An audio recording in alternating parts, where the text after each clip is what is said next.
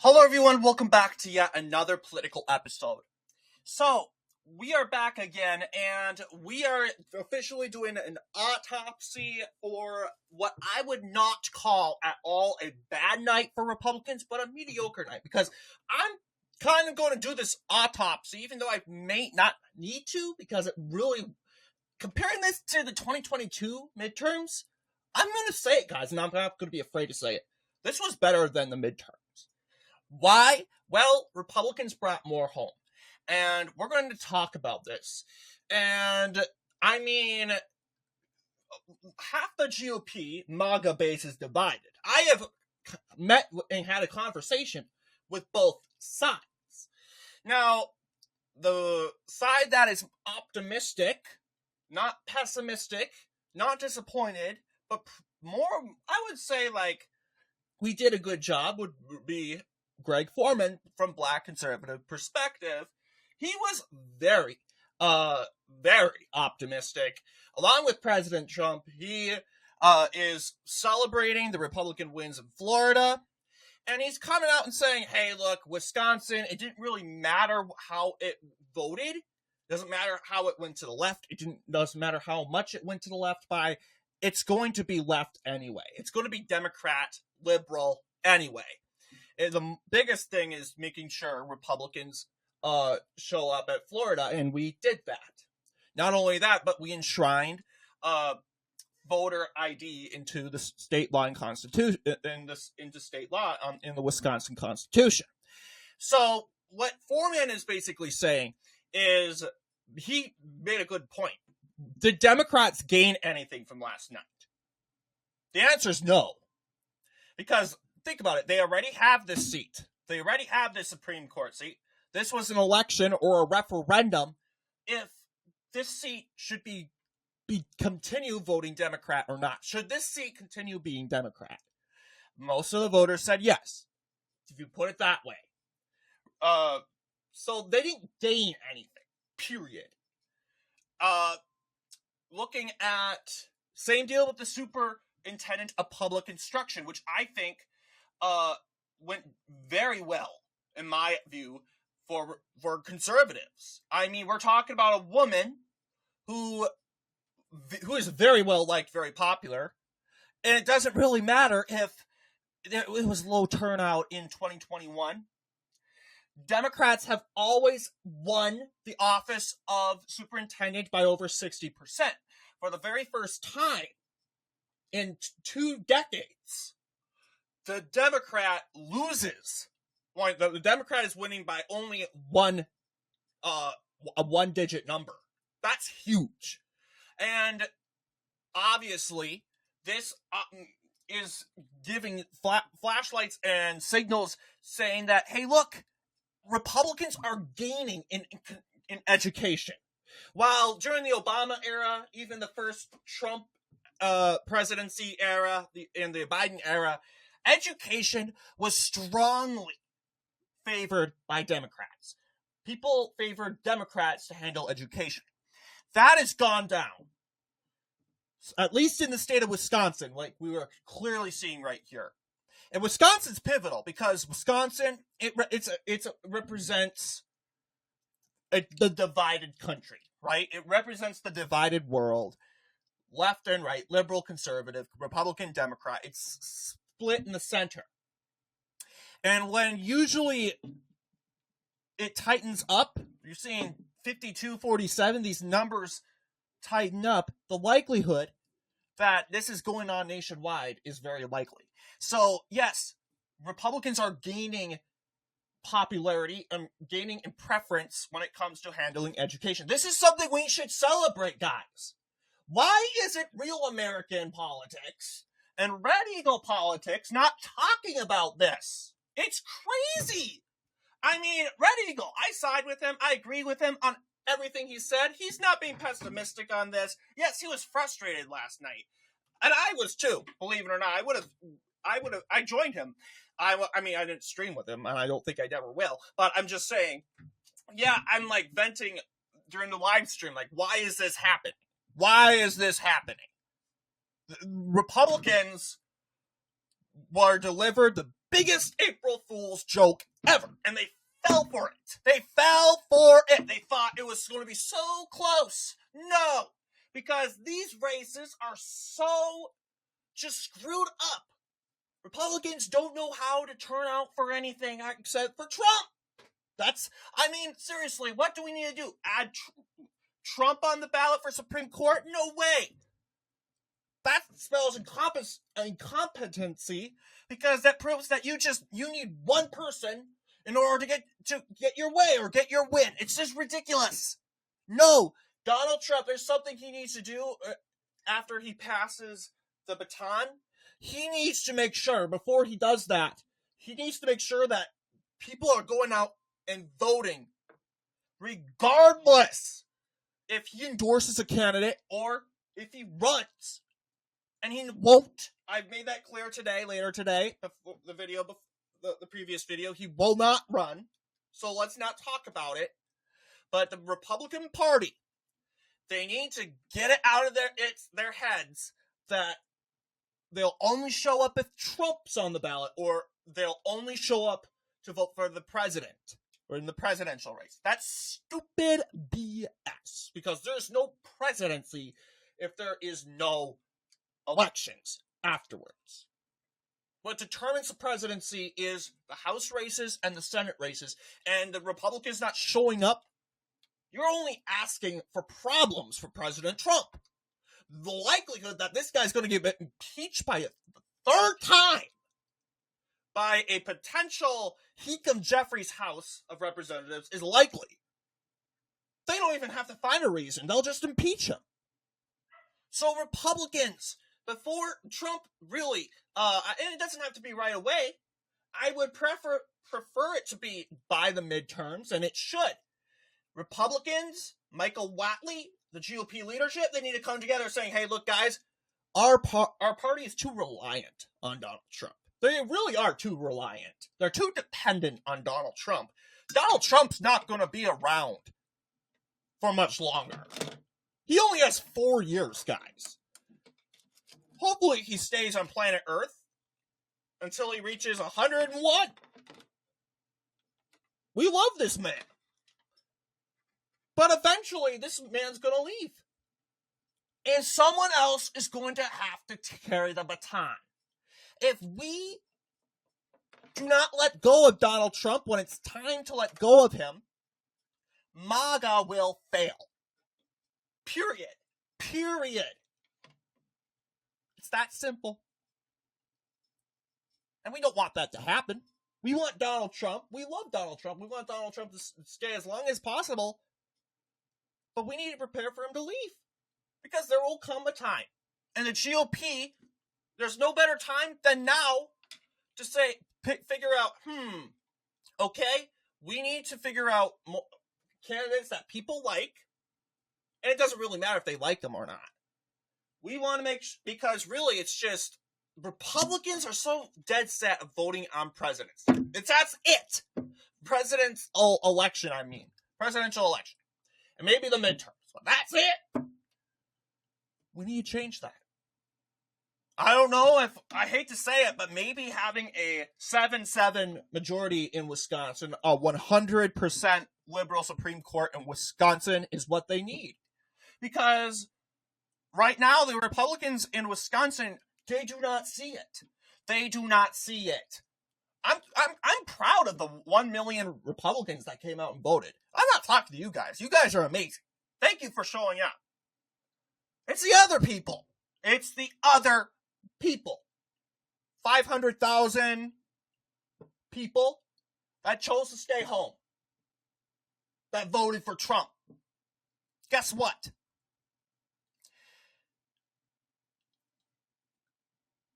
You don't get to cry when your district is a solid Democrat district. Don't cry about it because you didn't vote. And in fact, you're just as bad as the ones that changed the district because you let them do it. You decided that your time was better. Your time was more precious. And that's fine. I have no problem with that. But you just can't cry about it because you decided that your time was more important than the future of your state and your district and the government. There are people like that, but they just can't cry about it. So it is what it is.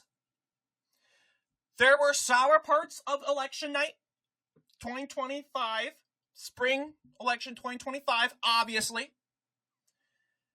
And we will continue to talk about the superintendent race, but I just want to address the Supreme Court race.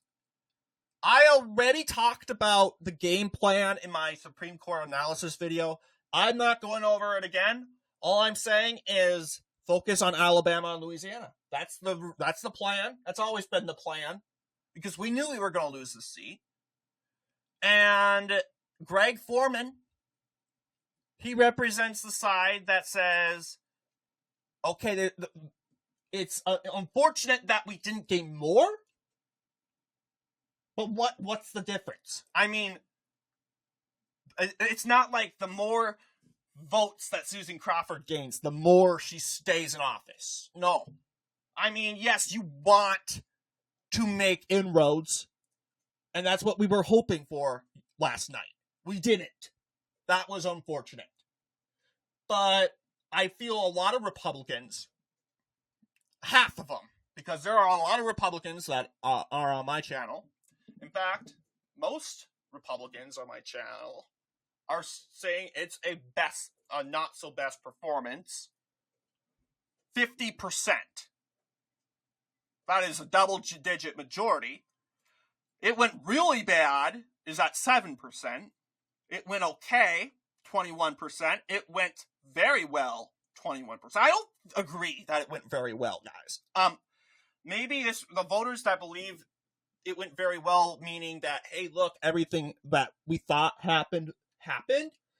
But those are the voters, those are the people that are likely not to understand that, hey, look, we were supposed to get like 48% instead of 45%. I want to believe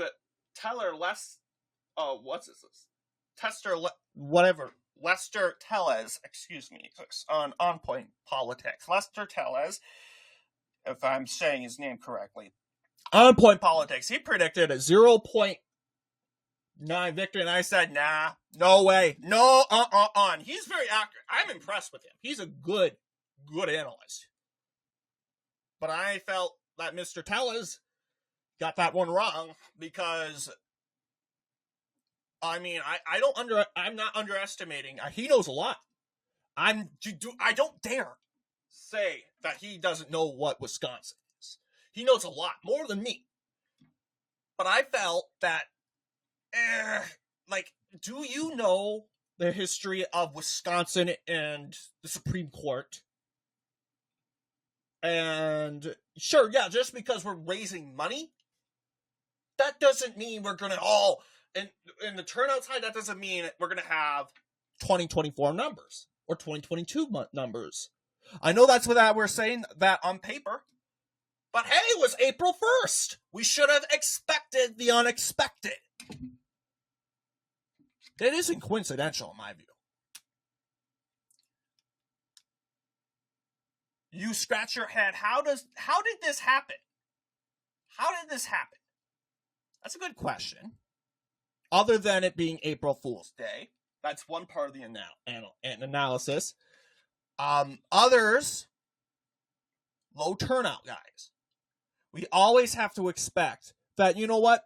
It's probably likely that Republicans are always going to underperform in these sort of special elections. Well, they are. The Democrats in Wisconsin are the higher electorate. They're the higher turnout. Why? We have the college-educated people from Dane County, from Eau Claire, from Milwaukee, even Green Bay. The college-educated people, quote unquote, they will cancel their dates they will skip their exams and everything to get out and vote. Because they are good people, quote unquote. They're social justice warriors. Wow. They're so great. So amazing people. Everyone else is garbage but them. They're so amazing. But they're right. Why aren't we doing that? Why aren't we canceling everything and voting? If they can do it, their lives aren't falling apart for canceling something. Why can't we do it?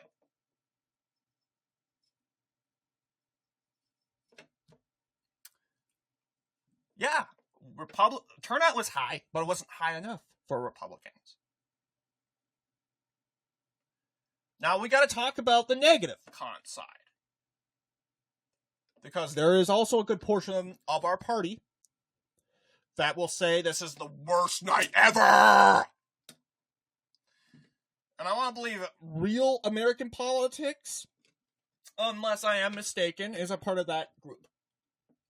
He released a video saying that Republicans got crushed last night. And here's my response to that. No, they didn't. No, they didn't. You want to know an example of Republicans getting crushed? The elections of 2023. That was an example of Republicans getting crushed. Here's another example of Republicans getting crushed. The Supreme Court election of 2023, where Republicans absolutely did nothing. Absolutely nothing. Again, Daniel Kelly's campaign was an absolute mess. This campaign was a mess too. But at least we brought something home. As in those two races, we didn't. And we'll talk about those things. What are the things we brought home? A lot of people won't count it. Well, actually, let's talk about the first one. Question 1, voter ID requirement. We'll be talking about this in a separate video, so I'm not going to explain much. But Red Eagle Politics says that this was going to pass anyway. Really? I mean, I would agree with him. But let's be honest. Other than it being April Fool's Day, which I need to stop talking about, by the way, were all caught off guard. In Florida, where in the 1st district, Jimmy Patronis underperformed by 10 points the typical Republican margin. He lost to Escambia County. Heck, Randy Fine, who everyone thought it would be a close race, that Fine would win by 9 points, overperformed and got 56.7%. No one really likes Randy Fine. I think he's a jerk. I think he says things that he really doesn't need to say. I think he needs to learn, honestly. He needs to learn about, like, you think Trump says insensitive stuff. Trump is smart enough to know when it's going too far. Okay? Randy Fine doesn't care. Period. He just says insensitive stuff and stuff that hurts you at the end of the day. It's just, this guy does not understand. But he overperformed his expectations. He overperformed. He got over 100,000 votes. That's really good. I mean, Democrats were pouring millions of money into Josh Wales' campaign. They thought they would possibly flip this district. I mean, really. This got the attention of MSNBC, CNN, ABC, only to learn that they got beaten by their guy got beaten by double digits. And now I know we're not so excited about it. We're not really excited about it. Because this is a Republican district anyway. I mean, it would be really, really, really bad if the Democrats won this district. We would win it back for sure in the midterms. But it would be morale breaking. It would be humiliating. We don't like that. And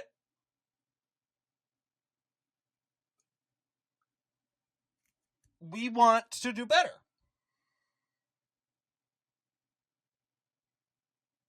And obviously, understandably, Randy Fine is going to underperform Mike Waltz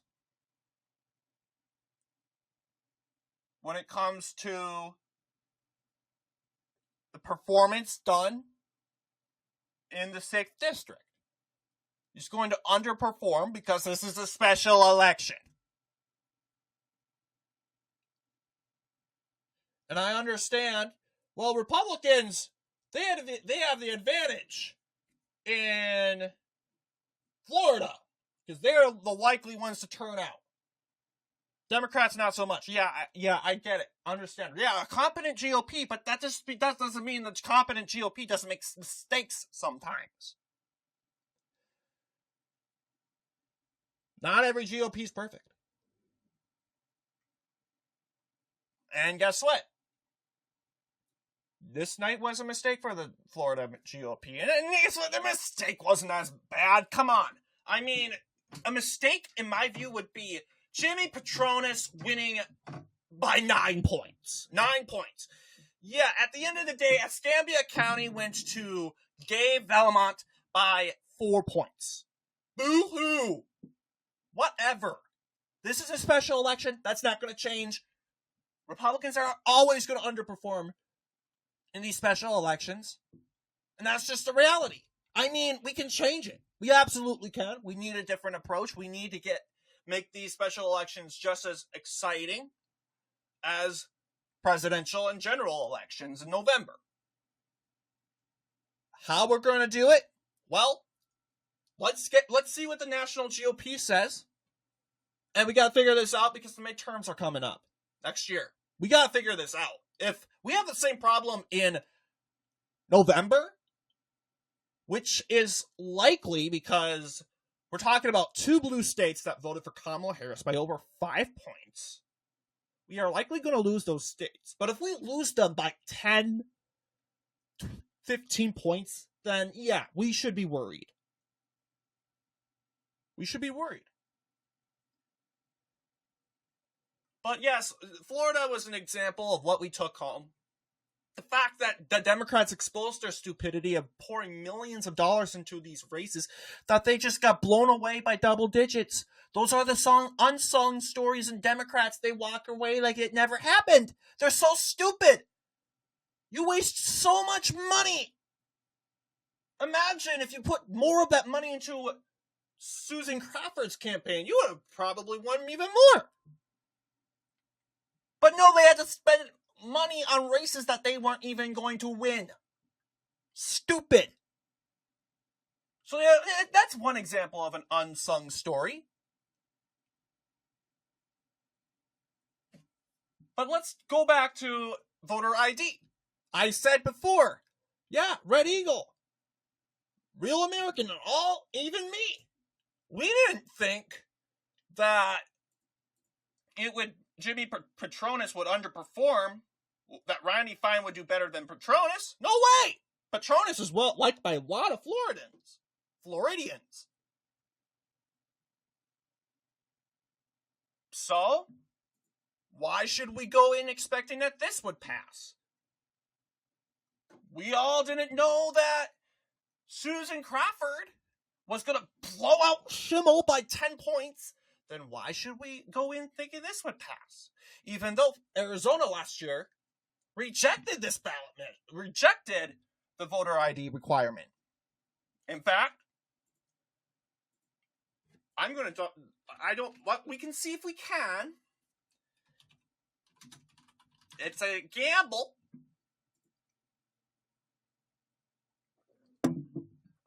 But we can actually pull it up. See how Arizona voted.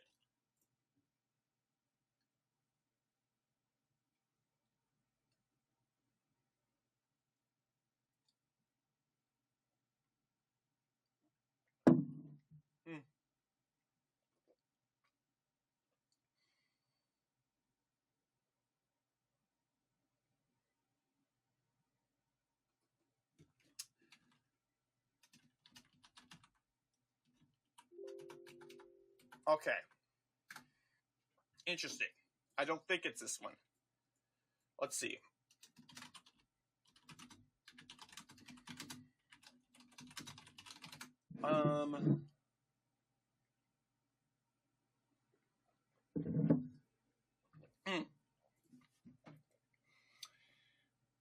Proposition 309. Okay, this was November. Yeah, it was close. It was close. Very close, but it was defeated. It was defeated. This was in 2022. A state, Arizona is technically more conservative than Wisconsin. And they rejected voter ID. Oh, and it was in a midterm year. Definitely way more turnout than these elections in spring. So why are we going in thinking that Wisconsin is going to totally reject the ballot measure? Like, totally not reject. My bad. Totally pass it. Like Arizona did. Why? You guys don't know that. I mean, polls, fundraising, but you know. So, hey, this is a win. 62.8%. I ideally would have thought it would have passed by 51%. Mainly because there are just so many demented idiots. These college revolutionary students that burn Tesla dealerships, waste their time and their lives, dying for a cause that doesn't even matter. And it gets 62%. I think that's good.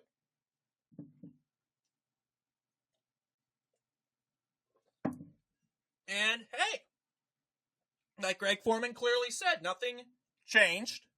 Nothing. The outcome of this night, in a nutshell, Wisconsin got voter ID. That's all that happened. That's all that happened. Republicans were going to get that 2 seats, okay? That Supreme Court seat was going to go for Democrats. The only thing that was up in the air was voter ID, which really should have got more attention. And it was won by conservatives. Why aren't we talking about this? I mean, this is one of the sung moments. I mean, a lot of people go and counter these arguments that 2025 was a horrible night. Well, we won the voter ID thing, and we did. And this is going to help us in these elections. I believe Elon Musk came out and said that thousands of illegal migrants voted in 2024. That doesn't surprise me. Because we do absolutely nothing to secure elections. Nothing. But hey, this is a swing state, a battleground state that we know for sure will have no fraud. Allegedly, because we make sure that Wisconsinites, American citizens, are voting in these elections. Which is good. That is one battleground state down. Another unsung story, we got to go back to the superintendent's race. I made it clear once again that, hey, look, this is the very closest election since, let's go all the way, 69%, 70% for Tony Evers. In 2017, were we moping? We lost Tony Evers. No, we didn't. We were just fine. 2013, 61%. We weren't crying, boo-hoo, whining, and crying. 2009. Yep. Same deal. Then you got 2005. That ideally is the last race that we did well in. So you got 2009 to 2009 to 2025. I know the math. That is 14 years, not 20 years, 14 years of liberal blowouts and landslides in the superintendent of public instruction.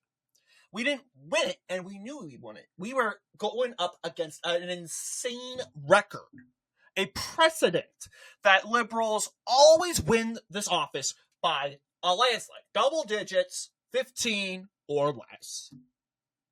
But for the very first time in 14, 15 years, this seat, and Wikipedia won't even say it. They won't. Did they say that this was the closest race since, I don't know, 2005? I bet you anything they didn't, because they're bought and sold. But the fact that Republicans made a comeback after 15 years of defeats in this said race, it doesn't matter that this is the lower state office. I get it. Why does this matter? I know no one talked about this race, but I think it must be talked about because it really views how American people view education. Guys, the American people side with Trump. The American people side with Trump shutting down the Department of Education. Because if the Democrats were saying it was going to be a massive upset, then why did Jill Underly get more than 60%? Why didn't Jill Underly do better? Extended her 2021 record. Low turnout, that would have benefited her, but now you got everyone voting. She still won. But everyone said everyone voted because of Elon Musk and Trump. Then why didn't Jill Underly get the double digits like Susan did? Because the truth is, it's not about Musk, it's not about Trump, it's about Republicans not turning out, not voting. And that's really what it matters. It's about turnout. Because you have the same problem in 2022. A very similar map, but a little bit better. But it was still bad. Still bad.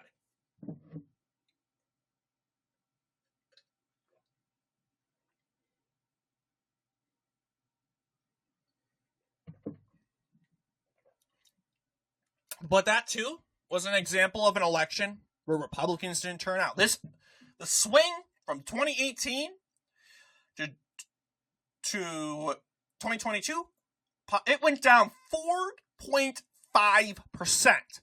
I wonder who didn't show up and vote. I don't think we need to guess. I really don't think we need to guess. I think we know. I honestly think we know. And we have this race, which we broke a record. But most important of all, this election is proof that we are gaining massive ground when it comes to the issue of education, in which Republicans kept losing that issue since the Clinton era. The Clinton era, guys. Bill Clinton, by the way. Why? Oh, I wonder why. Because Democrats aren't minding their own business. They're talking about transgender garbage than actually teaching arithmetic and math and science. And obviously, with that being the case, people are going to turn against you. Now, supposedly this would be much closer if everyone turned out.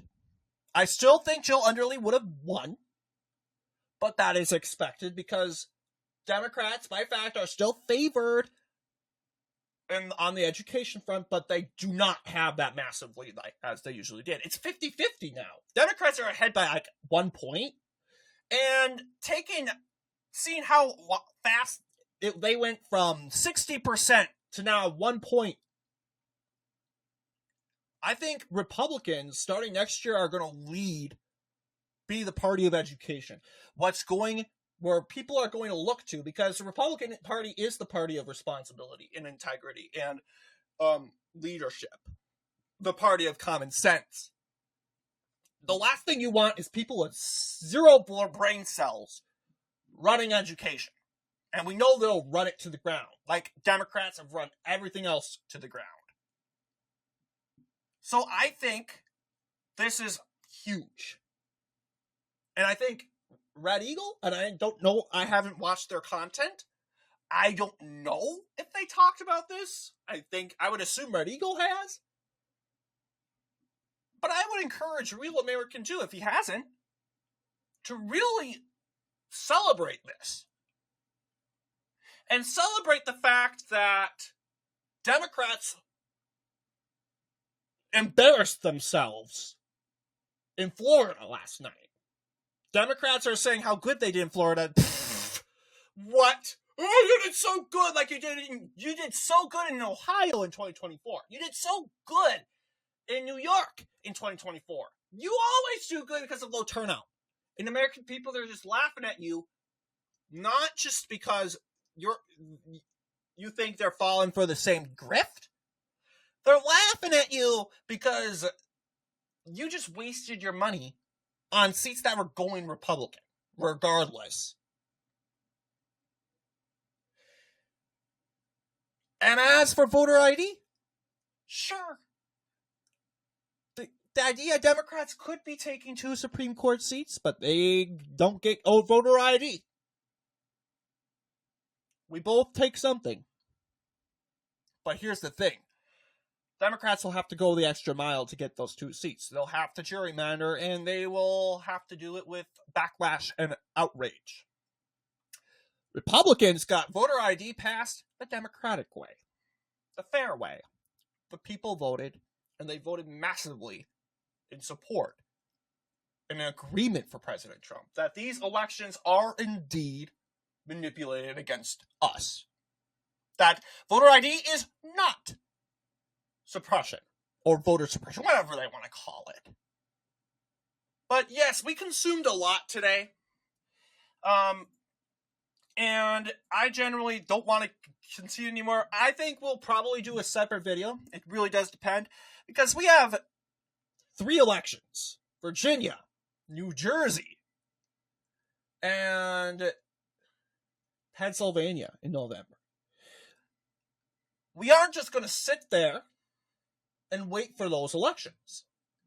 We're actually going to not only campaign in the primaries, but guys, it sounds crazy, but I'm encouraging you all, if you're from the states of New Jersey, especially New Jersey, to vote in the Democratic primary. That's why I'm being serious. Now, hang on. We need to make sure Jack Ciattarelli is the nominee. So maybe play your cards correctly. But what I'm saying, go vote in the New Jersey Democratic primary because we need a really, really bad Democrat. The Republicans already have the upper hand when it comes to the Democratic primaries. They're too divided. There are just too many good Democrats running. And it's easy to get someone like Ras Baraka, who hasn't ran in that large race, who no one even heard of, by the way. Mayor of Newark, it's the biggest city, so I would say go with him. Maybe go with Jersey's Stephen Thulip. Or Sean Spiller. I doubt he's going to win, but it'd be hilarious that if he wins the Democratic primary, I'm not saying that gives Republicans the victory altogether. It gives them an upper hand when it comes to recognition and experience. Because, guys, we are running Jack Ciattarelli again, and he's a former Congress state assemblyman. He's a part of the state assembly, though. I mean, there's so many state assemblymen. I can't possibly name every state congressman and state legislator in Minnesota. A lot of them I can't name. So Jack Ciattarelli, he was on the ballot, though. 2021. Did very, very well. However, he's going to have to expand. Like, he won because of COVID, vaccine mandates, but he'll have to make the argument that voting Republican this time, the Democratic administrations of Phil Murphy And the leadership in New Jersey, it's been just so tyrannical that we need to go back to and try a Republican again. We had 8 years. And now is the time. Do you want to continue with this garbage leadership for another 4 years? You have to go and make this argument. People like Jack Ciattarelli, he's really made inroads with Italian voters, which are very massive in New Jersey. So that's why I think, yeah, we know he's a strong candidate. And hey, turnout was pretty high. I mean, 2017, yeah, it was a very low turnout in 17. But if it's like this again, I mean, supposedly the turnout will rise again. We could be seeing a Governor Jack Ciattarelli, seeing how fast the state swung to the right in 4 years. I mean, it's saying leaning Democrat. It's too early, though. I want to see. Those polls will really matter on if we get we get Jack Ciattarelli in, and it looks like he will win, thankfully. However, you got Republican county chair people going for different people, which is annoying. But we need to keep an eye on the Democratic primary, guys. Because the Republican primary won't matter. It obviously won't. It absolutely means nothing if we don't get a bad Democrat in. If we don't do that, being completely honest with you, what happens is we have a better chance of losing. You get Mikey Sherrill. She's the congresswoman from the United States House of Representatives from Morris County and Passaic County. Counties that Trump won, by the way. And counties that I think Ciattarelli needs to win. But being from that area, those counties have a better chance of not only going to her, but going to her massively. And that is the problem. If they go to her massively, the likelihood she's going to win this election is pretty high. Okay? So I'm not saying, don't go with Mikey Sherrill. I would like to see Sean Spiller. And I don't think that will happen. Spiller's pulling in with a single digit. Stephen Sweeney's okay. I would say go with the weakest candidate that has the better chance of winning. If this is only for people in New Jersey, we're looking to you guys. First of all, use your judgment. Do you think Jack Ciattarelli can win without your vote? If so, this is your judgment, by the way. Do us a favor and vote in the Democratic primary and get us a candidate that we can easily beat. It's called the Haley effect. That's what Democrats try to do with the Republican primaries. Try to get Nikki Haley in, and they knew she would lose.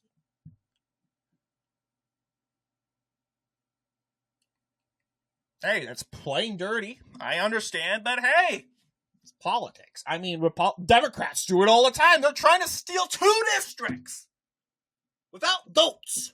Without a referendum or anything. It just doesn't matter if the people are okay with it. They're just going to steal it. I think we have a right to vote in an open primary.